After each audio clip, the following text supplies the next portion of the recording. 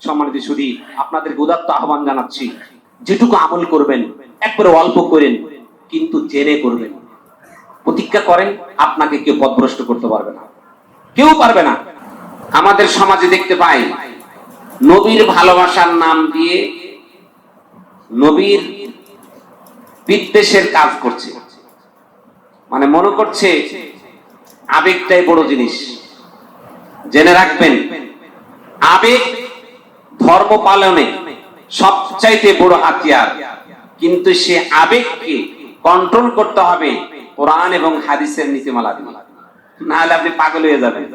আপনি দেখবেন ওই যে চরমনায়ের হুজুরের মাহফিল গুলোতে দেখবেন, ওটা কিন্তু আবেগ।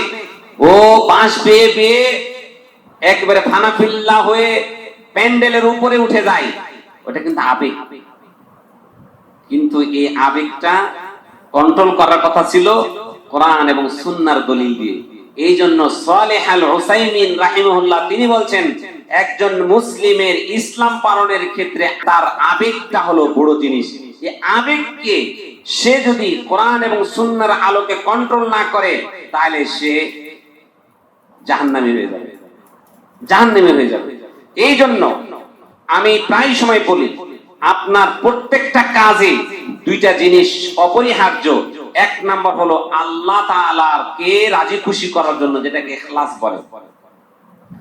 এই ইখলাস পূর্ণ আমল, এটা যদি রাসূলের নির্দেশিত পন্থায় না হয়, চারানা দাম নেই। অর্থাৎ আপনাকে আমি বলি, আপনি আপনার ইখলাসে ভরপুর, যত রকমের আবেগ অনুভূতি সব আল্লাহর জন্য নিবেদিত আপনি করেছেন, কিন্তু রাসূলের পদ্ধতি ছিল না, এই আবেগের চারানা দাম না। আবার আপনি রাসূলের পদ্ধতিতে হুবহু আদায় করেছেন, কিন্তু আপনার আল্লাহর প্রতি যে আপনার একটা টান, ইখলাস, সে ইখলাসটা ছিল না, ওটাও বাতিল। তাহলে আপনি ইবাদত কাকে বলে?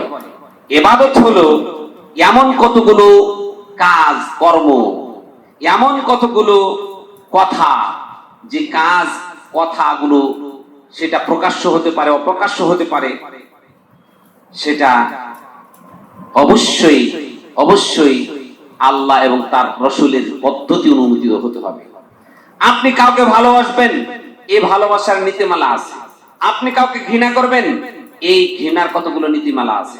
সুতরাং আল্লাহকে ভালোবাসবেন, রাসূলকে ভালোবাসবেন, এটা মন গড়া মন মতো ভালোবাসা বাসলেই হবে না। আমাদের সমাজে বলে, কান্না কাটি করে বলে রাসূলকে ভালোবাসতে আবার দলিল লাগে, ওগুলো স্পষ্ট ভণ্ড। আল্লাহ কি বলছেন? কুল হাতু বুরহানাকুম ইন কুনতুম সাদিকিন। তুমি যে বলছো রাসূলকে ভালোবাসতে কি দলিল লাগে, তুমি যে কথাটি বলছো এটা হলো শয়তানের কথা। শয়তান তোমাকে পথভ্রষ্ট করার জন্য এমনই কথা তোমাকে শিক্ষা দেয়। শয়তান সবচাইতে খুশি হয় আপনি দলিলবিহীন কোনো কাজ করলে, ইলমবিহীন কোনো কাজ করলে। শয়তানের সবচেয়ে বড় সফলতা, কারণ আপনাকে গুমরাহি করতে হলে আপনার সবচাইতে বড় আপনার রাস্তা হলো যে আপনি ইলমবিহীন থাকা। কারণ এজন্য ইবনুল কাইয়িম জাওজি রাহিমাহুল্লাহ তিনি একটা সুন্দর গল্প উল্লেখ করেছিলেন। গল্পটা এরকম সংক্ষিপ্ত আকারে বলছি, যে শয়তান সে সাধারণ মানুষকে পথভ্রষ্ট করলে এত খুশি হয় না। তো এক শয়তান স্বামী স্ত্রীকে পথভ্রষ্ট করে আসছে, আর এক শয়তান একজন তালেবুল ইলমকে পথভ্রষ্ট করে আসছে। এটা কিন্তু একটা গল্প, হাদিসের আলোকে তিনি লিখেছেন, অনেক উঁচু মাপের আলেম ইবনে কাইয়িম রাহিমাহুল্লাহ। তিনি যখন ওই তালেবুল ইলম অর্থাৎ ইলম শিক্ষা যে করে তাকে যখন বেশি সম্মান দিলেন, তখন অন্য শয়তানের একটা ইগোতে লাগছে, কিরে আমি দুইজনকে পথভ্রষ্ট করলাম, ও একজনকে পথভ্রষ্ট করলো, তারপর ওকে এত মূল্যায়ন করছে। তখন ইবলিস বলছে, এবার চলো, কেন তাকে মূল্যায়ন বেশি করলাম, তাকে চলো। কারণ এই স্বামী স্ত্রীকে যে পথভ্রষ্ট করে আসছে, এরা কোরআন হাদিসের ইলম জানে না, জ্ঞান জানে না। আর এই যে তালেবুল ইলম কোরআন হাদিসের জ্ঞান ছিল, শয়তানকে প্রতিরোধ করা, তার মধ্যে একটা জ্ঞান তৈরি হচ্ছিল। আমাদের তাবলীগের রাস্তা বন্ধ করে দিবে এই কোরআন হাদিস জাননেওয়ালারা। শয়তান এই জন্য তো সবচেয়ে, আপনি দেখেন না হিজবুত শয়তানরা কেন হুজুরের পিছনে লাগছে, জানেন কেন লাগছে? এই হিজবুত শয়তান এরা হুজুরদের পিছনে লাগার কারণ হয়ে একটা, কারণ এরা কোরআন এবং হাদিসের সম্পর্কে জানে। শয়তানকে প্রতিরোধ করার জন্য এদের কাছে যে মন্ত্র আছে, এদেরকে প্রতিরোধ না করলে তো ওরা তো শক্তি পাচ্ছে না। এই জন্য কথায় কথায় ধর্ম ব্যবসায়ী করে মানুষের মনের মধ্যে একটা এই আলেম হুজুরদের মাঝে একটা ঘৃণা ছড়িয়ে দিচ্ছে। আর হুজুরদের মধ্যে কিছু বদমাইশ আছে, এই বদমাইশ গুলোর কারণে আরো কিছু বদনাম হচ্ছে। তবে জেনে রাখুন, রাত তখনই রাত বলে আপনার কাছে বিবেচিত হবে, দিনের মর্যাদা সে তখনই হবে রাতটা থাকার কারণে। রাত যদি না থাকতো আপনি দিনের মর্যাদা বুঝতেন না।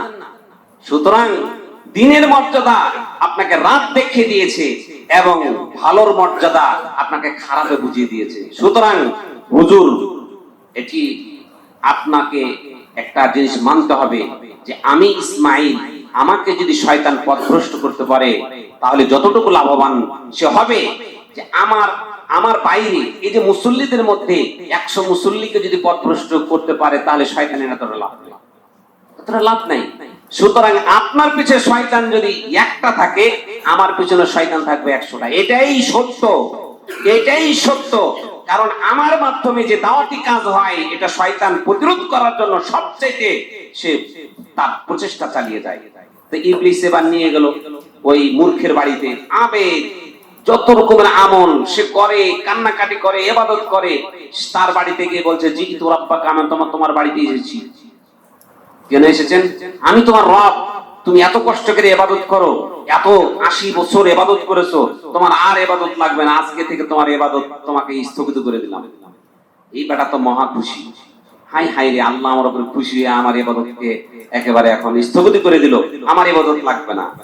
তার কাছে পয়েন্ট নিয়ে বাইরে হয়ে ওই শয়তান বলা বলি করতেছে, দেখ তাকায় দেখ, ওর এই যে 80 বছরের আমলকে সব বরবাদ করে দিল। কেন হলো?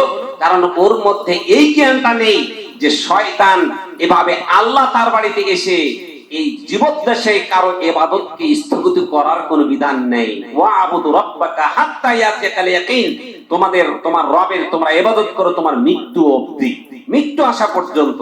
এইটাই ইলম যদি আপনার কাছে না থাকে তাহলে তো আপনি ওই যে এক শ্রেণীর দেখেন না, ছালা পরে গামছা পরে ঘুরে, এরা কি বলে, ওরা নাকি ইয়াকিন তৈরি হয়ে গেছে, ফানাফিল্লা তৈরি হয়ে গেছে, তাই তারা ল্যাংটা হয়ে ঘুরে, তারা মাজারে মাজারে গাঞ্জা খায়, মানে তারা মানে কি এশকের সাগরে সে ভেসে গেছে, তার কোনো ইবাদত লাগবে না, বলে কি বলে না এটা? হ্যাঁ, এটা হলো শয়তানের কাজ। কার কাজ? শয়তানের কাজ। এরপরে ওই শয়তান আবার একজন আলেমের কাছে গেল, আলেমের কাছে গিয়ে বলতেছে, আমি তোমার রব এসেছি। তখনই তুই বুঝে ফেলেছি রব তো এইভাবে কারো বাড়িতে আসবে না, রব তো কারোর বাড়িতে আসবে না। আবার বলতেছে, তুমি অনেক ইবাদত করেছো, তোমাকে এই ইবাদত থেকে তোমাকে আমি পরিত্রাণ দিতে এসেছি। তখন তো বুঝেছে যে এই তো ইবলিস শয়তান। তখন একে ঝাড়ু পিটা দিয়া তাকে মানে একটা দৌড়ানি দিয়েছে, পালাচ্ছে আর বলছে, তাকায় দেখ তাকায় দেখ। কেন? সে ওই যে একজনকে পথভ্রষ্ট করার কারণে তাকে এতটা সম্মান করেছিলাম।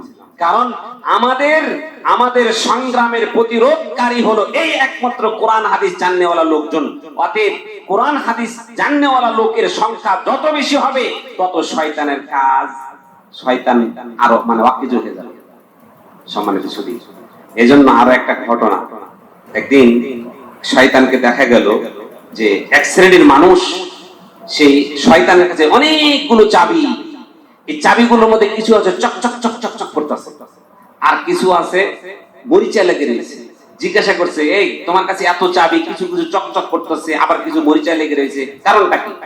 শয়তান বলছে, যেগুলো চক চক করতেছে না, এগুলো হলো হুজুর, এরা কোরআন হাদিস জানে তো, খোঁচা মেরে একটু পাল্টে দিয়ে আসি, কতক্ষণ পরে ওই যে কোরআন হাদিসের এলেম আছে, আল্লাহর ভয় তাদের মধ্যে তাড়াতাড়ি আসার কারণে তারা আবার চেঞ্জ হয়ে আবার তওবা করে নেয়, আবার খোঁচা মেরে আসি, কতক্ষণ পরে দিয়ে আবার চেঞ্জ হয়ে যায়। এই জন্য প্রতিদিন এদেরকে খোঁচা না মারলে এরা মানে আল্লাহর পথে চলে যায়। এই জন্য এগুলো বেশি চকচক করছে।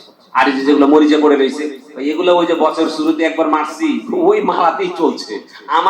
আমার দলে এরা একেবারে মানে নির্ভরযোগ্য কর্মী, এরা যথেষ্ট আমার জন্য। এই হচ্ছে পরিস্থিতি। সম্মানিত সুধী, এজন্য আপনার আমার সমাজে এই যে হিজবুত তাওহীদ যে উঠে পড়ে লেগেছে আলেমদের মাঝে, আর কি বলছে যে ইত্তাবিউ মাল্লা ইয়াসআলুকুম আজরা ওয়া হুম মুহতাদুন। এটা তো অন্য নবীর কথা, অন্য নবীদের ব্যাপারে বলা হয়েছে যে তোমরা ইত্তেবা করো যারা টাকা পয়সা চায় না। আচ্ছা বলেন তো, আপনারা আমাকে যে হাদিয়া দেন, কয় বছর থেকে আমি খুতবা দিচ্ছি, কেউ কি বলতে পারবে যে আপনাদেরকে বলেছি যে আমার এই হাদিয়া আমাকে এত দিতে হবে? প্রথম যে হাদিয়া দিয়েছেন আজ পর্যন্ত কোনদিন আপনাদের হাদিয়া গুনে দেখেছি? বলতে পারে কেউ? হ্যাঁ, সম্মানিত দিনী ভাই, আসলে তারা এটা একটা ইস্যু ধরে আমার আপনার মনের মধ্যে আলেম বিদ্বেষী গড়ে তোলা। আর আল্লাহ কি বলছেন?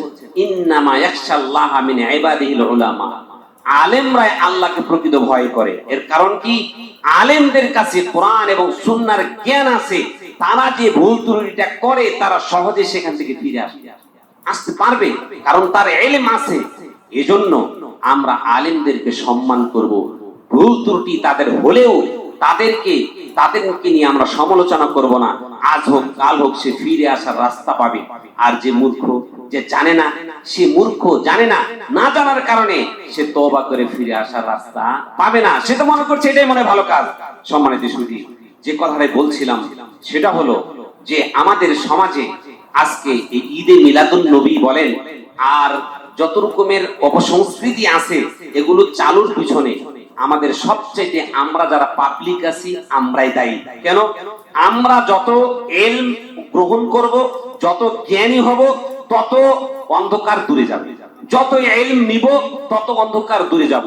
যখন দেখবেন মানে কুসংস্কারে ভরে গেছে, আপনাকে বুঝতে হবে যে আমাদের সমাজের মানুষ কোরআন এবং হাদিসের জ্ঞানে অন্ধ হয়ে গেছে।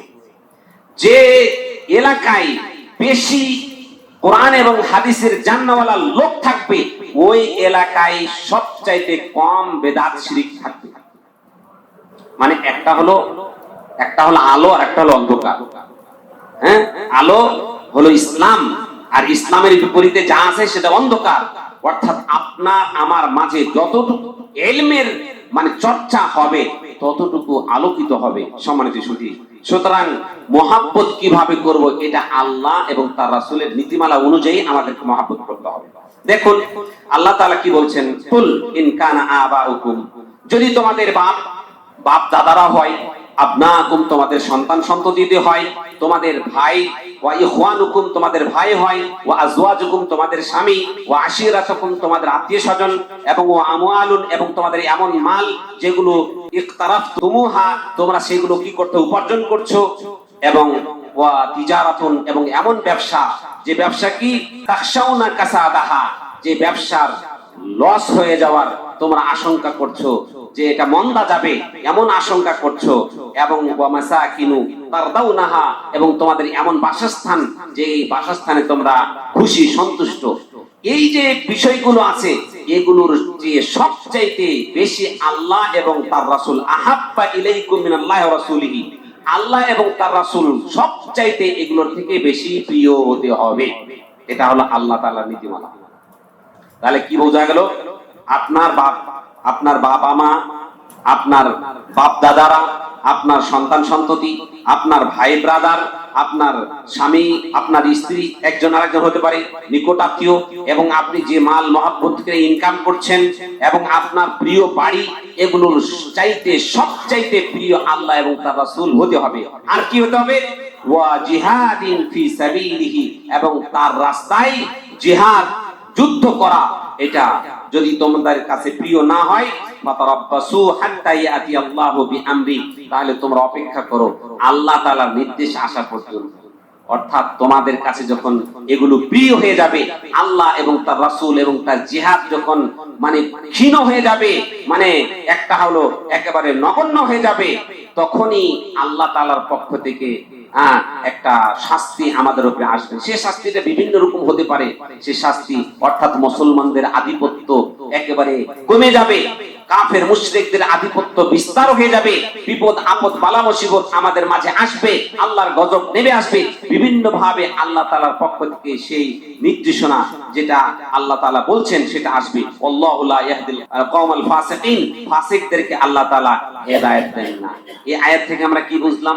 এই আয়াত থেকে বুঝলাম আপনার বাবা মা, আপনার আপনার ভাই, আপনার ছেলে সন্তান, আপনার ভাই বোন, আপনার আত্মীয় স্বজন, আপনার অর্জিত সম্পদ, আপনার বাড়ি, সবগুলোর চাইতে আল্লাহ এবং তার রাসূলের রাস্তায় জিহাদ করাকে আপনার সবচেয়ে প্রিয় হতে হবে। যদি আপনার এগুলো প্রিয় না হয়ে অপ্রিয় হয়, আল্লাহর এবং তার রাসূলের এই পথ অপ্রিয় হয়, তাহলে অচিরে আমার আপনার উপর আল্লাহ তাআলার পক্ষ থেকে গজব আসবে। এটা সতর্কবাণী আল্লাহ তাআলা দিয়েছেন। তাহলে আল্লাহকে ভালোবাসবো, রসুলকে ভালোবাসবো, এবং আল্লাহ এবং রসুলকে যে ভালোবাসবো এটা নীতিমালা আছে না? এই নীতিমালাও অনুযায়ী আমাদেরকে ভালোবাসতে হবে। আল্লাহ নবী সাল্লাল্লাহু আলাইহি ওয়াসাল্লাম তিনি বলছেন, আনাস ইবনে মালিক রাদিয়াল্লাহু তাআলা আনহু থেকে বর্ণিত, তিনি বলছেন, কি বলছেন যে লা ইউমিনু আহাদুকুম হাত্তা আকুনা হাব্বা ইলাইহি মিন ওয়ালিদিহি ওয়া ওয়ালাদিহি ওয়ান নাস আজমাইন। তোমরা ততক্ষণ পর্যন্ত মুমিন হতে পারবে না যতক্ষণ পর্যন্ত আমি মুহাম্মদ, তোমার পিতা মাতা, তোমার সন্তান সন্ততি, তোমার এমনকি সকল মানুষের চাইতে প্রিয় না হতে পারবো, ততক্ষণ পর্যন্ত তোমরা মুমিন হতে পারবে না। ওমর ইবনুল খাত্তাব রাদিয়াল্লাহু তাআলা আনহু তিনি একদিন বললেন যে ইয়া রাসূলুল্লাহ, সবচেয়ে আপনাকে বেশি ভালোবাসি, কিন্তু আমার জীবনের চাইতে নয়। আল্লাহ নবী সাল্লাল্লাহু আলাইহি ওয়াসাল্লামের কাছে যখন কথা বললেন, আল্লাহ নবী বলছেন, লা ওয়াল্লাযী নাফসি বিয়াদিহি হাত্তা আকুনা আহাব্বা ইলাইকা মিন নাফসিক। আল্লাহ নবী বলছেন, না, তোমার এই কথাই তোমার পূর্ণাঙ্গ ঈমান হবে না, বরং তোমাকে তোমার ওয়াল্লাযী নাফসি বিয়াদিহি, সেই সত্তার শপথ করে আমি বলছি, যতক্ষণ পর্যন্ত তোমার নফস থেকে আমি প্রিয় না হব ততক্ষণ পর্যন্ত তুমি ঈমানদার হতে পারবে না। এই কথা যখন আল্লাহ নবী বলেন, ফাকার লাহু ওমর ফা ইন্নাহুল আন ওয়াল্লাহি লা আনতা আহাব্বু ইলাইয়া মিন নাফসি। ওমর ইবনুল খাত্তাব রাদিয়াল্লাহু তাআলা আনহু বলছেন যে এখন থেকে হে আল্লাহ রাসূল, আমি আমার কাছে আপনি সবচেয়ে প্রিয়, অর্থাৎ আমার জীবনের চেয়েও প্রিয়। এই কথা যখন বললেন, আল্লাহ নবী বলছেন, আল আন ইয়া ওমর, হে ওমর, এখন তুমি ঠিক আছো। সম্মানিত সুধী, এখান থেকে বোঝা গেল আল্লাহ এবং তার রাসূলকে সবচাইতে আমাদের ভালোবাসতে হবে, এবং আল্লাহ এবং তার রাসূলকে যে আমরা সবচেয়ে যে ভালোবাসবো, এগুলোর নীতিমালা কি, সেই নীতিমালা অনুযায়ী আমাদেরকে ভালোবাসতে হবে। সম্মানিত সুধী, আমরা দেখতে পাই আল্লাহ নবী সাল্লাল্লাহু আলাইহি সাল্লামকে আবু বকর ভালোবেসেছেন। আবু বকরের চেয়ে কি আমরা আল্লাহ রাসূলকে বেশি ভালোবাসা যদি কেউ দিতে চায়, ভণ্ড না? ভণ্ড। আমাদের সমাজে ঈদে মিলাদুন নবী যে পার্টি আছে, এই দল আছে, এরা যে নবী প্রেমের কথা বলে, তারা ভালোবাসা দেখায়। আচ্ছা বলেন তো, আবু বকর রাদিয়াল্লাহু তাআলা আনহু বেশি আল্লাহ নবীকে ভালোবাসতে পারবেন, না এই যে যারা ঈদে মিলাদুন নবী পালন করে তারা পারবেন বেশি? নিঃসন্দেহে আপনি বলবেন আবু বকরের যে ত্যাগ রাসূলের ভালোবাসার পিছনে ছিল, এই ভালোবাসার ত্যাগের কারণে আল্লাহ নবী একটা বাক্য বলছেন, ইন্না মিন আমান্নিন নাসি আলাইয়া ফি সুহবাতিহি ওয়া মালিহি, নিশ্চয় মানুষের মধ্যে অনুগ্রহকারী আমার সোহবতের ক্ষেত্রে, আমার সহচর্যের ক্ষেত্রে এবং আমাকে মালের ক্ষেত্রে আবু বকর রাদিয়াল্লাহু তাআলা আনহু। অর্থাৎ যত মানুষের কাছ থেকে আমি সহযোগিতা পেয়েছি, অনুগ্রহ পেয়েছি সহচর্যের মাধ্যমে বা মালের মাধ্যমে, ধন সম্পদের মাধ্যমে, তার মধ্যে আবু বকর রাদিয়াল্লাহু তাআলা আনহু সবচাইতে বেশি। অথচ এর থেকে আরো মাল বেশি কি উসমান রাদিয়াল্লাহু তাআলা আনহু দেন নাই? কারণ আবু বকর রাদিয়াল্লাহু তাআলা আনহুর যে মানে তার যে ত্যাগ তিতিক্ষা সর্বক্ষেত্রে আল্লাহ নবী সাল্লাল্লাহু আলাইহি ওয়াসাল্লামকে যা দেখিয়েছেন, এর সমকক্ষ কেউ দাঁড়াতে পারে নাই, কেউ দাঁড়াতে পারে নাই। এই আবু বকর রাদিয়াল্লাহু তাআলা আনহুকে এত ভালোবাসতেন, তিনি বলছেন, ওয়ালাউ কুনতু মুত্তাখিদান খালিলান গায়রা রাব্বি লাত্তাখাযতু আবু বকর খালিলান। আমি যদি আল্লাহ ব্যতীত অন্য কাউকে খলিল, বন্ধু হিসেবে গ্রহণ করার অনুমতি থাকতো, তাহলে আমি মুহাম্মদ আবু বকরকে বন্ধু হিসেবে গ্রহণ করতাম। বলেন তো, আবু বকর রাদিয়াল্লাহু তাআলা আনহু তিনি 2 বছর প্রায় 6 মাস খেলাফতে ছিলেন। বলেন তো, এই যে এতদিনে কোনো একদিন নবী করিম সাল্লাল্লাহু আলাইহি ওয়াসাল্লামের জন্ম উৎসব পালন করে এরকম কোন ইতিহাস কেউ দেখাতে পারবে? অথচ আবু বকর রাদিয়াল্লাহু তাআলা আনহু তিনি আনুগত্যের ক্ষেত্রে এতটুকু সক্রিয় ছিলেন, সচেতন ছিলেন যে কি বলেছেন, যে যখন আল্লাহ নবী ইন্তিকাল করলেন ওই সময় এক শ্রেণীর লোক বলল যে আমরা আর যাকাত দিব না, আমরা নুসাল্লি ওয়ালা নুজাক্কি, আল্লাহ নবী এখন মরে গেছে, কাকে যাকাত দিব, যাকাত দিব না। আবু বকর রাদিয়াল্লাহু তাআলা আনহু তিনি জিহাদের ঘোষণা দিলেন, এই তোমরা যারা এই কথা বলছো, মান ফাররাকা বাইনাস সালাতি ওয়াজ যাকাত, যে ব্যক্তি যাকাত এবং এই সালাতের মাঝে পার্থক্য তৈরি করলো, আমি তাদের বিরুদ্ধে যুদ্ধ ঘোষণা করলাম। কতটুকু যুদ্ধ ঘোষণা করলাম? আল্লাহর নবীর জামানায় উট সে যাকাত দিত, উট যাকাত দিতে গিয়ে উট যাকাত দিল, উটের দড়িটা যে আনার চেষ্টা করবে, আমি তার বিরুদ্ধে যুদ্ধ ঘোষণা করলাম। আল্লাহর নবীর জামানায় তারা খেজুর, তারা যে শস্য দানা যাকাত দিত, যাকাত দিতে গিয়ে তো একটা থলে লাগে না, একটা বস্তা লাগে না, এই বস্তা সহ যাকাত দিতে গিয়ে বস্তাটা ফিরিয়ে নেওয়ার যে চেষ্টা করবে, এটা ব্যাখ্যামূলক অনুবাদ আর কি, বস্তাটাতে ফিরিয়ে আনার চেষ্টা করবে, আমি তার বিরুদ্ধে যুদ্ধ করব। তাহলে সামান্য যাকাতের দড়ি, সামান্য যাকাতের মাল রাখার পাত্র, যাকাত দিতে গিয়ে আল্লাহ নবীর সময় এই দড়ি এবং এই যাকাতের পাত্রটা দিয়ে এসেছে, এখন যদি কেউ নিয়ে আসার চিন্তা করে, আমি তার বিরুদ্ধে যুদ্ধ ঘোষণা করব। সামান্য দড়ি, কেউ যদি রাসূলের নীতিমালার বাইরে দড়িটা আনতে চায়, তাহলে তিনি তার বিরুদ্ধে যুদ্ধ ঘোষণা করেছেন।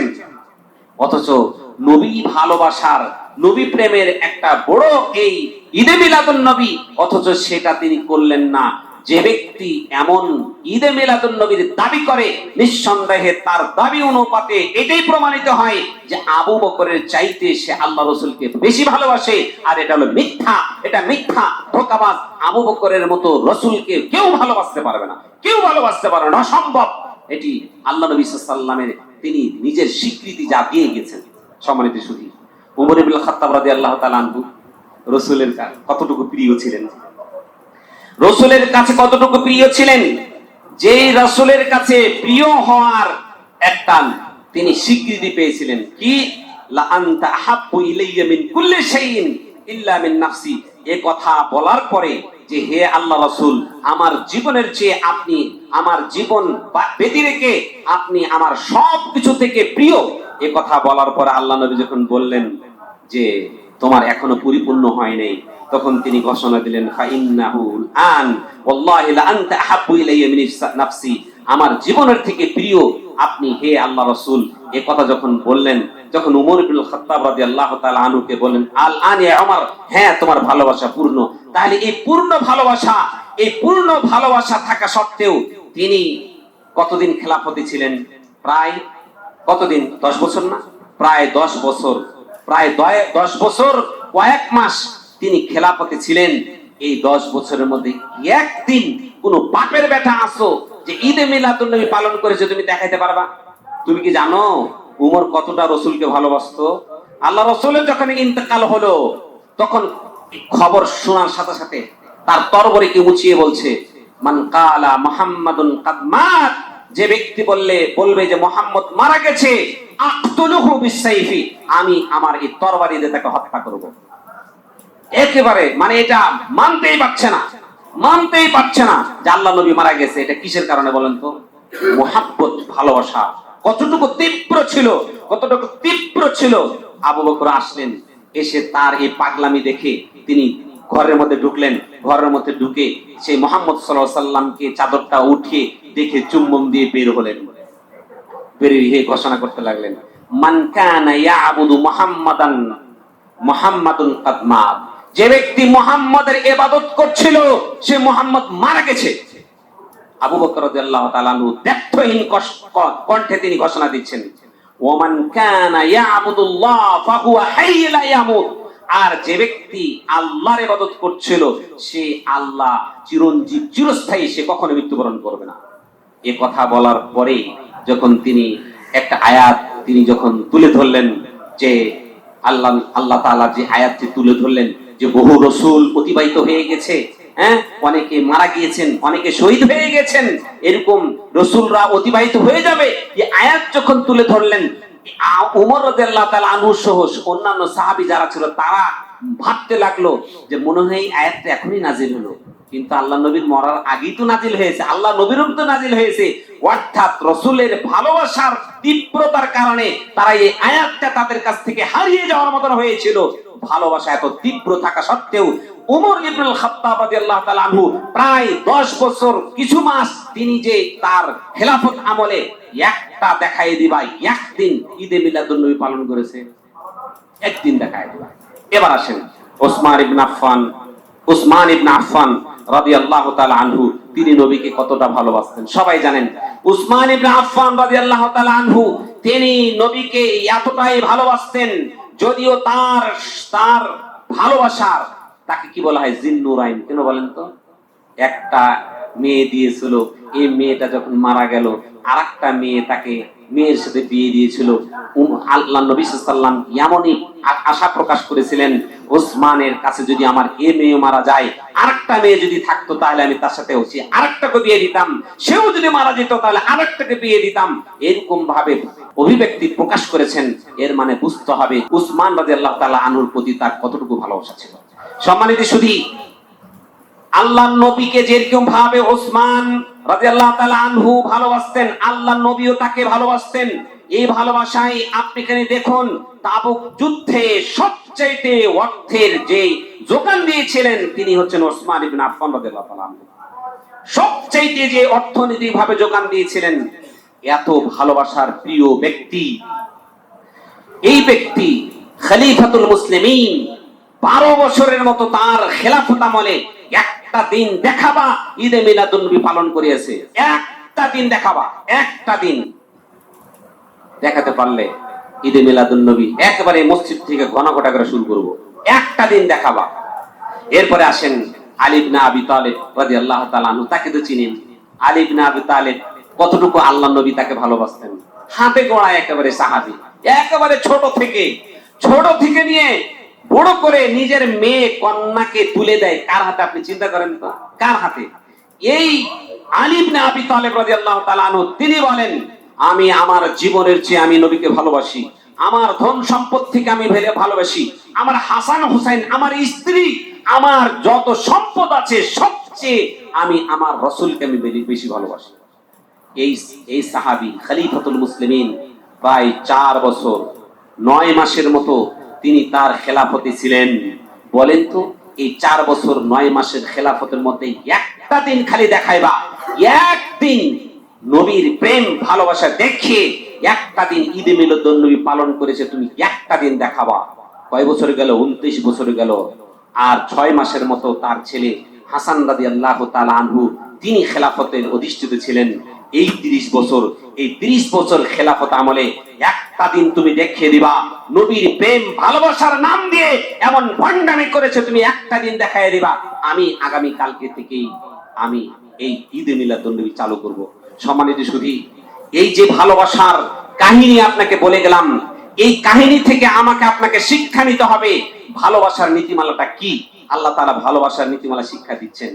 চাইলেই তুমি একজনকে ভালোবাসতে পারবা না, চাইলেই তুমি একজনকে মহাব্বত করতে পারবা না। এই ভালোবাসা মহাব্বতের কতগুলো নীতিমালা আছে। এই মহাব্বতের নীতিমালা না থাকার কারণে ঈসা আলাইহিস সালামের যারা অনুসারী ছিল তারা কি হয়ে গেছিল বলেন তো? মুশরিক হয়ে যায়নি? তাদেরকে বলা হয়েছিল যে তোমরা তোমাদের রব ইবাদত করো এবং ঈসা আলাইহিস সালামের অনুসরণ করো। তাদেরকে যখন এটা বলা হলো তারা মনে করলো ঈসা আলাইহিস সালাম ইনি তো আল্লাহ, ইনার তো বাপ নাই, সুতরাং আল্লাহ তাকে জন্ম দিয়েছে, সুতরাং আল্লাহ হলো ঈসার জন্মদাতা, কি মারিয়াম হচ্ছে তার স্ত্রী। 3 খোদার তারা ইবাদত শুরু করে দিল। আল্লাহর বেটা ঈসা, আল্লাহর স্ত্রী কি আল্লাহ তাআলা তিনি নিজের পরিচয় দিয়েছেন। কি পরিচয় দিয়েছেন? লাম ইয়ালিদ ওয়া লাম ইউলাদ, তিনি কাউকে জন্ম দেননি, তিনি কারোর কাছ থেকে জন্মিত হয়নি।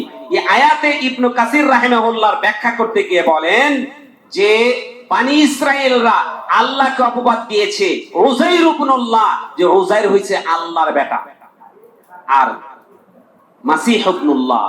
আর খ্রিস্টানরা তারা আল্লাহর ব্যাপারে বলেছিল যে ঈসা মাসীহ ইবনুল্লাহ, ঈসা হচ্ছে আল্লাহ তাআলার বেটা। আর কুরাইশরা আল্লাহর প্রতি অপবাদ দিয়েছিল কি, আল মালাইকাতু বানাতুল্লাহ, মালাইকা ফেরেশতারা হচ্ছে আল্লাহর মেয়ে, এগুলো অপবাদ দিয়েছিল। লাম ইয়ালিদ ওয়া লাম ইউলাদ, এই আয়াত নাজিল হওয়ার সাথে সাথে যত রকমের জন্মদাতা আছে এটি হলো সৃষ্টির, মানে এটা হলো সৃষ্টির গুণ, স্রষ্টার গুণ নয়। স্রষ্টার গুণ কি, লাম ইয়ালিদ ওয়া লাম ইউলাদ। আপনাকে আমি যেটা বলছি সেটা হলো যে তারা ভালোবাসা অতিরঞ্জিত করতে গিয়ে বনি ইসরাইল পথভ্রষ্ট হয়েছে কি হয়নি? রসুলের প্রতি তো তাদের ভালোবাসা ছিল, তাই কিনা? আপনি ঈসা আলাইহিস সালামের তারা পথভ্রষ্ট হয়েছে কি হয় নাই? কারণ তাদের নবীকে ভালোবাসতে গিয়ে। আর আমাদের নবীর যে ভালোবাসা, সে ভালোবাসাটা ছিল নিরঙ্কুশ আল্লাহর জন্য ভালোবাসা। আল্লাহ নবী সাল্লাল্লাহু আলাইহি ওয়াসাল্লাম বলেছেন, লা তুতুরনি কামা আতারাতিন নাসারা, তোমরা আমার সাথে ওইরকম বাড়াবাড়ি করো না যেমন বাড়াবাড়ি করেছিল নাসারারা ঈসা ইবনে মারিয়াম।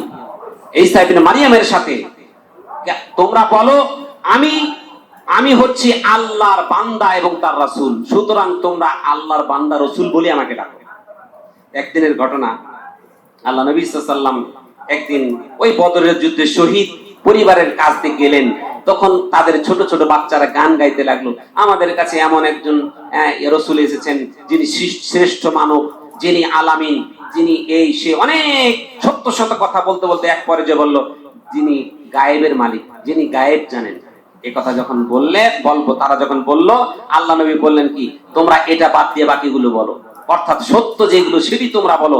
আর আল্লাহ নবী যে গায়েব জানেন না, সেখানে আল্লাহ নবী সাল্লাল্লাহু আলাইহি ওয়াসাল্লাম স্পষ্ট করে দিলেন এবং তিনি এই কথা বললেন যে আল্লাহ আমাকে যে মর্যাদা দিয়েছেন সেই মর্যাদার উপরে তোমরা আমাকে উঁচু আসনে বসায়ও না। আল্লাহ তাআলা আমাকে যে মর্যাদা দিয়েছেন সেই মর্যাদা থেকে তোমরা আমাকে নিচেও নামায়ও না।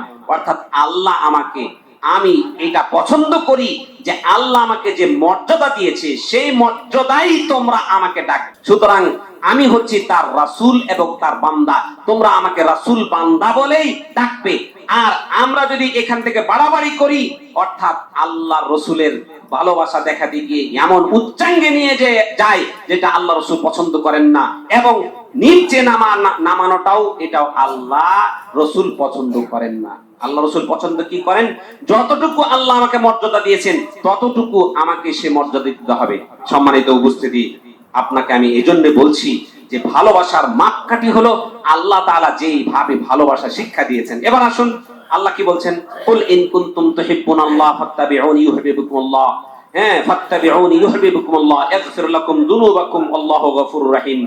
আল্লাহ বলছেন যে ইন কুনতুম তুহিব্বুনাল্লাহ, তোমরা যদি আল্লাহকে ভালোবাসতে চাও, ফাত্তাবিউনি, তোমরা আমার অনুসরণ করো।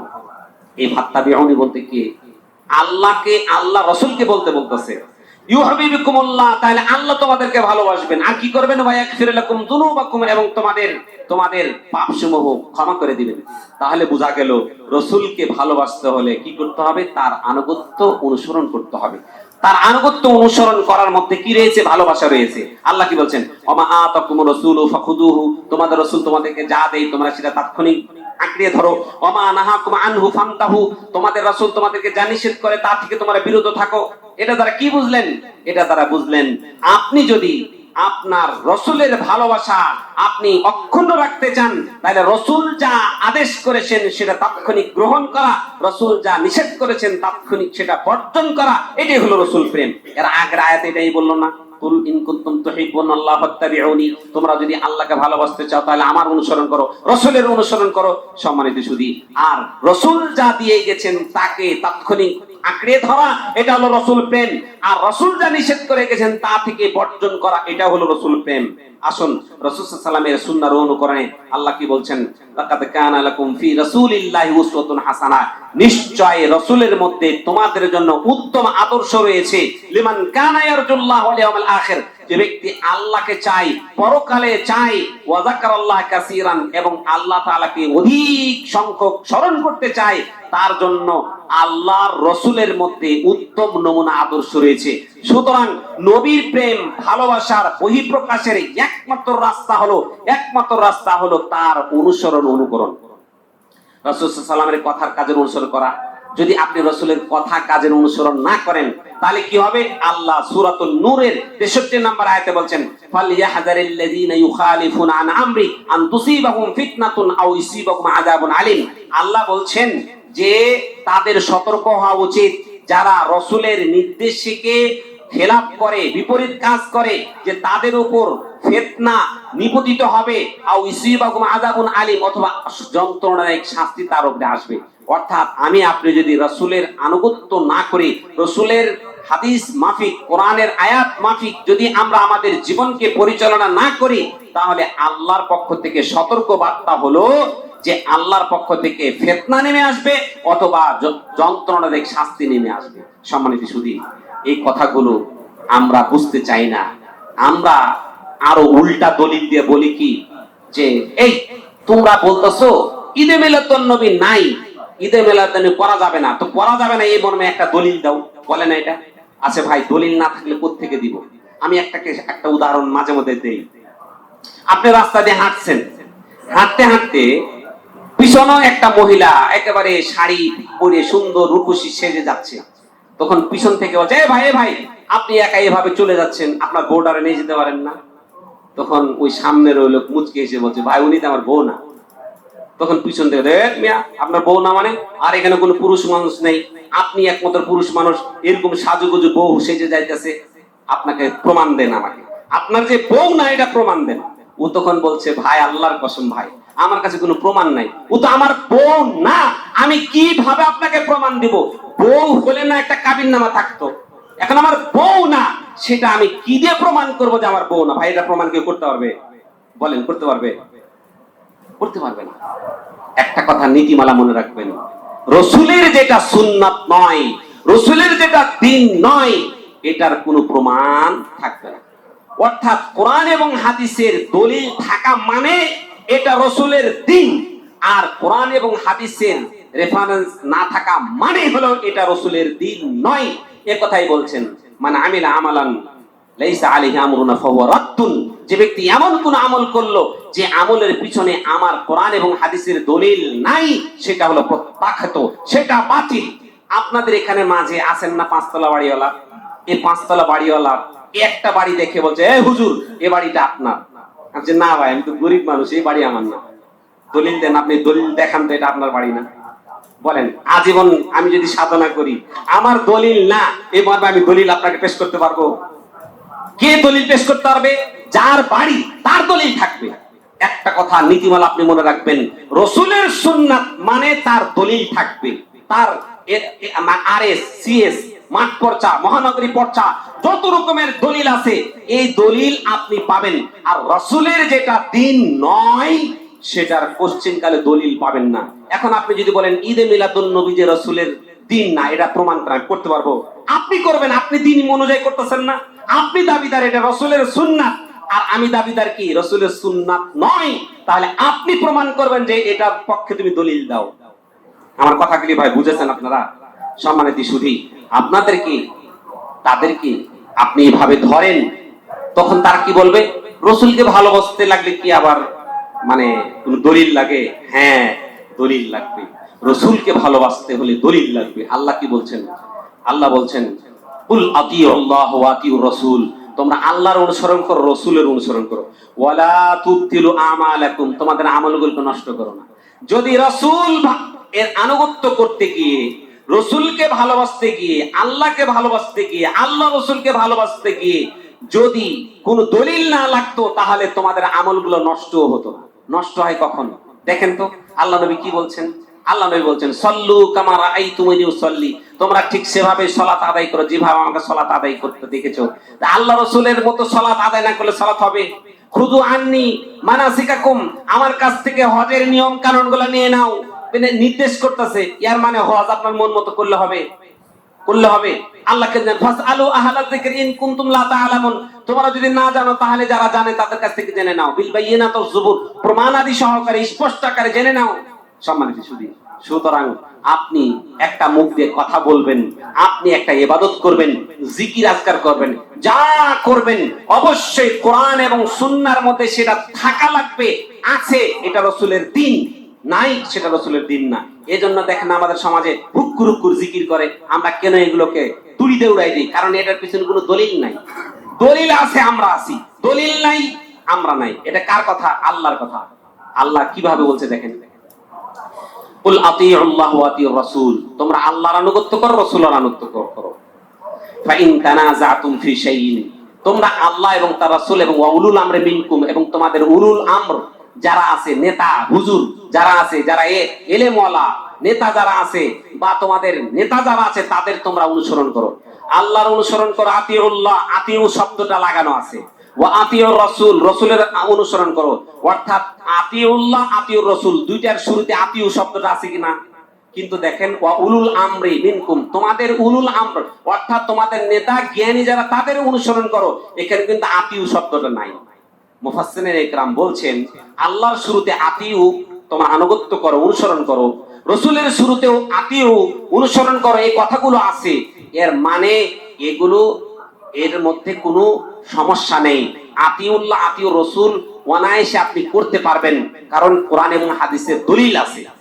আর ওয়া উলুল আমরি মিনকুমের শুরুতে আতিউ শব্দটা নাই। এর মানে বুঝতে হবে আতিউল্লাহ আতিউর রাসূল যেই উলুল আমরের মধ্যে আছে, যেই নেতার মধ্যে আছে, যেই হুজুরের মধ্যে আছে, ওই হুজুরকে আপনাকে অনুসরণ করতে বলা হয়েছে। এটাই হলো সঠিক ব্যাখ্যা। এরপরেও তুমি যদি এই হুজুর কোন ভেজাল করে, হুজুর ভেজাল করতে পারে না, হুজুর কে করে? হুজুর করলে তো হুজুরই ভেজাল করবে। আপনাকে আমি একটা কথা বলি, এই আদম আলাইহিস সালামকে আপনার জাহান্নাম থেকে বের করার পিছনে ইবলিস ভূমিকা ছিল না? কি বলছিল? আনা নাসিহুন লাক, আমি তোমার হলো হিতাকাঙ্ক্ষী, শুভাকাঙ্ক্ষী। আপনাকে পথভ্রষ্ট করলে আপনার প্রিয় মানুষ যাকে পছন্দ করেন আপনি, তার বেশে আপনার কাছে আসবে। সাধারণত মানুষ হুজুর আলেম ওলামাকে কি করে? আপনার বেশি পছন্দ করে।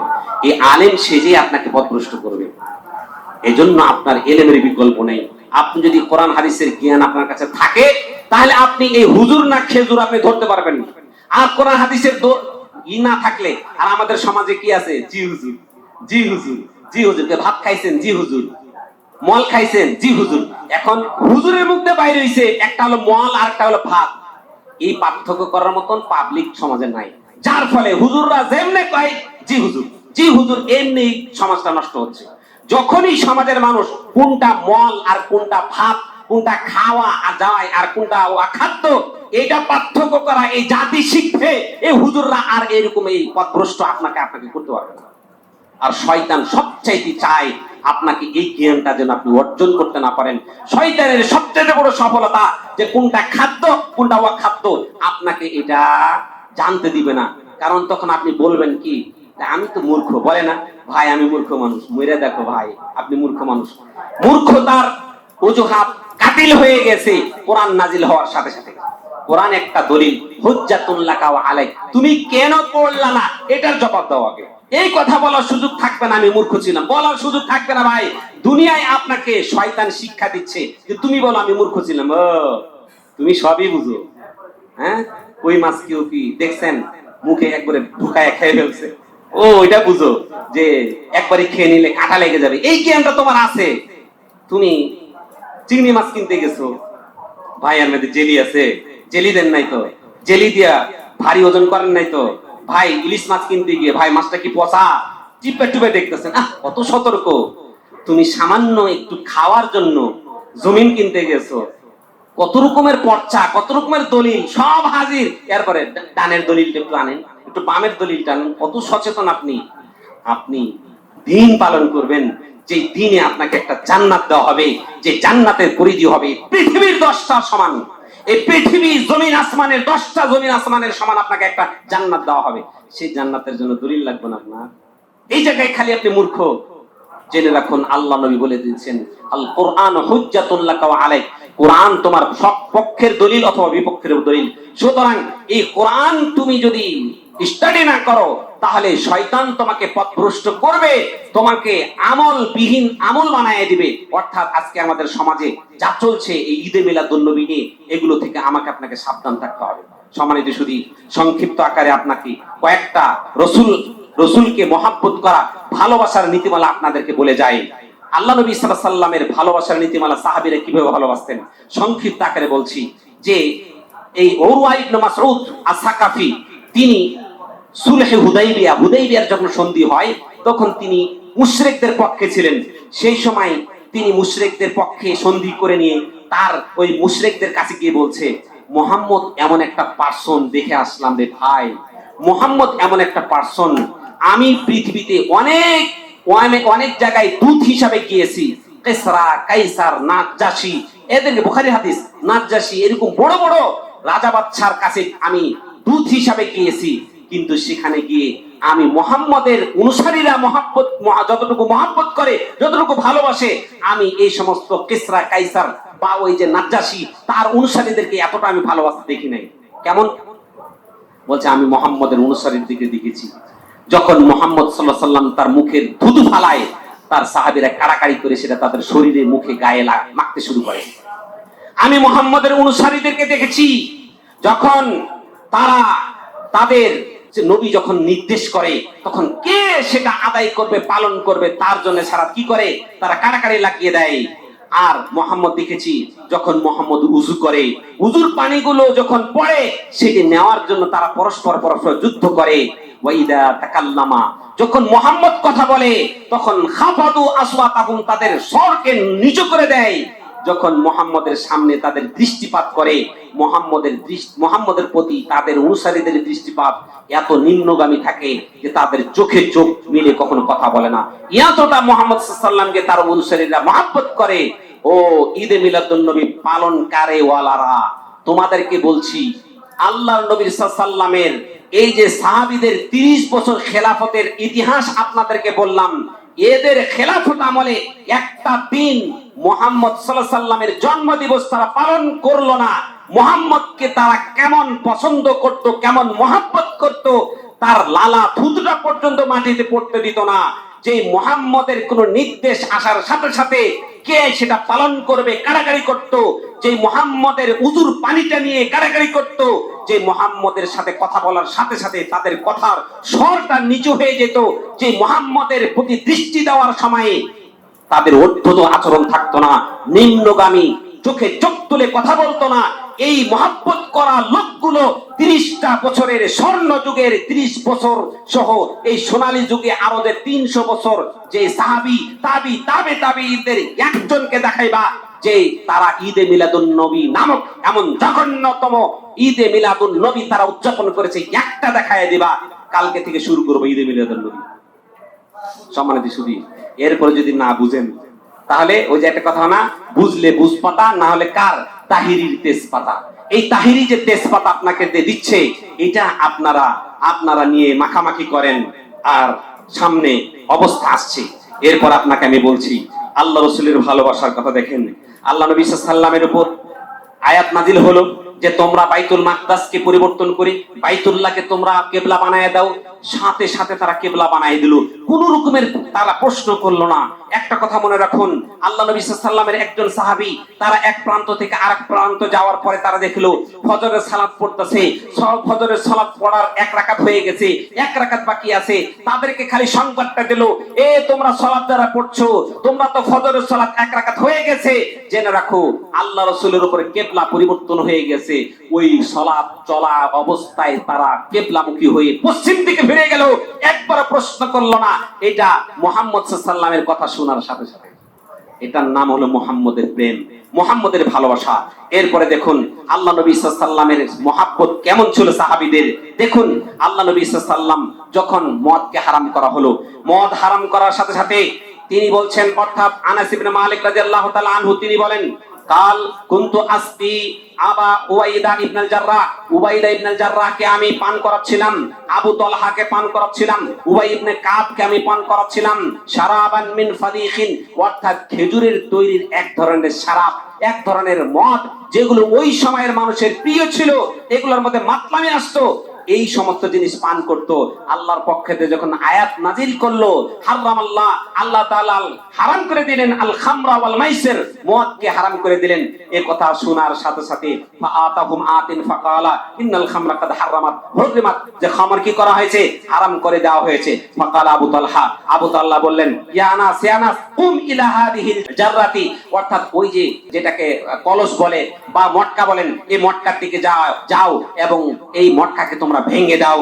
ফা কুমতু, অতঃপর আমি দাঁড়ালাম, ইলা মিহরাস, অর্থাৎ পাথরের এক ধরনের হামার বা হাতুড়ির কাছে বা আপনার মোগরের কাছে, ফা দারাবতুহা বিহি হাত্তা তাকাসসারাত, আমি সেটাকে মেরে ভেঙে দিলাম। সম্মানিত সুধী, আল্লাহ নবী সাল্লাল্লাহু আলাইহি ওয়াসাল্লাম সাহাবীরা বলেন যে আমি যখন এই ঘোষণা দিয়ে ফিরলাম, তখন মদিনার অলিতে গলিতে মদের বন্যা বইছিল।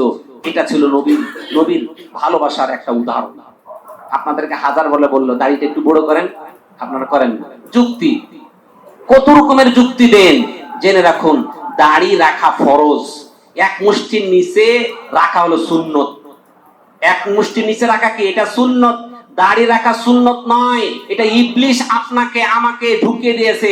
আবার কেউ কেউ বলে আমার বউ পছন্দ করে না, যে বউ দাড়ি পছন্দ করে না ওই বউকে তালাক দেওয়া ফরজ, ওই বউকে বাড়ি থেকে বের করে দেওয়া ফরজ, কারণ তার ভিতরে দিন নাই। সম্মানিত সুধী, রসুলের মহাব্বত আপনার মাথা থেকে পা পর্যন্ত, পরিবার থেকে সর্বক্ষেত্রে নবী কি করেছেন, সাহাবাদের চরিত্র কি ছিল জানেন? নবী কি করেছেন, এমন কি আল্লাহ নবী সাল্লাল্লাহু আলাইহি ওয়াসাল্লাম মাথা চিরুনি করার সময় আল্লাহ নবী ডান দিক থেকে করেছেন না বাম দিকে করেছেন? আপনার জামাটা পরবেন, আল্লাহ নবী আগে ডান দিক ঢুকিয়েছেন না বাম দিক ঢুকিয়েছেন? আপনি যখন মসজিদ থেকে বের হবেন, আল্লাহ নবী বাম পা দিয়েছেন না ডান পা দিয়েছেন? টয়লেটে ঢুকবেন, ডান পা দিয়েছেন না বাম পা দিয়েছেন? আপনি জুতা পরবেন, আগে ডান পা দিবেন না বাম পা দিবেন? প্রত্যেকটা ক্ষেত্রে রসুলের আদর্শকে খুঁজে নিজের জীবনে বাস্তবায়ন করার নাম হলো রসুল প্রেম। আর যারা দেওয়ালে লিখে বেড়াচ্ছে আশেকে রসুল, এরা মূলত ফাসেকে রসুল, এরা রসুলের দুশ্মন। রাস্তায় বিড়ি টানে, গাঁজা খাই, মদ খাই, আর লাস্টে রাস্তায় কি লেখে রাখে, আশেক রসুল। এরা কখনো আশেক রসুল হতে পারে না। সুতরাং ঈদে মিলাদুন নবী এটি একটি গর্জিত কাজ, রসুলের বিরোধিতা। আল্লাহ নবী সাল্লাল্লাহু আলাইহি ওয়াসাল্লাম বলেছেন কুল্লু উম্মতি ইয়াদখুলুল জান্নাহ, আমার উম্মতের সবাই জান্নাতে যাবে, ইল্লা মান আবা, তবে আবা ব্যতীত। আবাকে কিলা মাইয়াবা ইয়া রাসূলুল্লাহ, কে আবা? এ আবা দল কারা?